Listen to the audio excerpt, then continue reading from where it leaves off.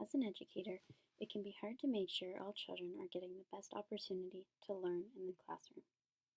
There are so many factors that can affect a child's ability to learn, such as sleep, emotion, stress, nutrition, and exercise. These can all affect a child's ability to use their executive functions. The following video highlights how these factors can impact learning. Executive functions are the mental processes needed when you have to concentrate and pay attention.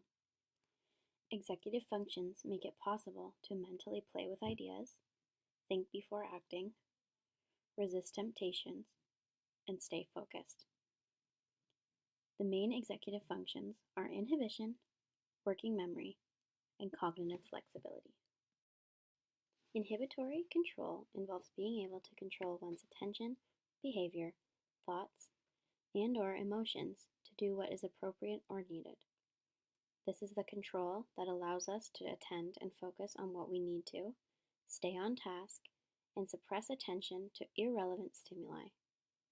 For children in a classroom, this is the ability to focus on the lesson and disregard the irrelevant stimuli going on around them. For example, a child sitting in a classroom could be easily distracted by another student walking in the hallway. Inhibitory control allows them to disregard this student and pay attention to their work. Working memory involves holding information in mind and mentally working with it. Working memory is critical for making sense of written or spoken language, doing math in your head, mentally recording items, translating instructions, reasoning, or thinking about a plan. Each of these are important in a child's daily life, especially during school. Cognitive flexibility refers to the ability to be able to change perspectives. It incorporates inhibition and working memory by inhibiting our previous perspectives and activating our working memory to form a different perspective. It also involves being flexible enough to adjust to demands or priorities and admit you were wrong.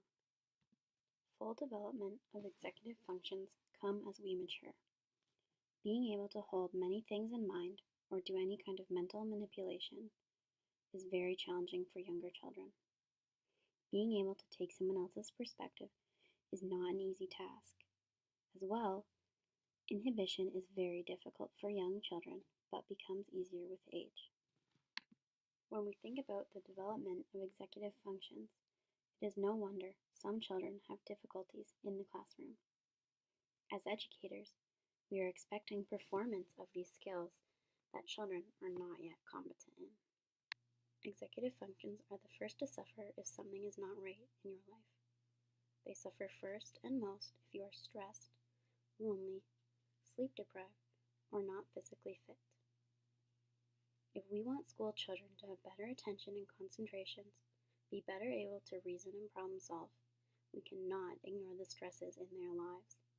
Children will do better if their interests can be engaged in the classroom, if they are in a supportive community that they can count on, and if their bodies are strong and healthy.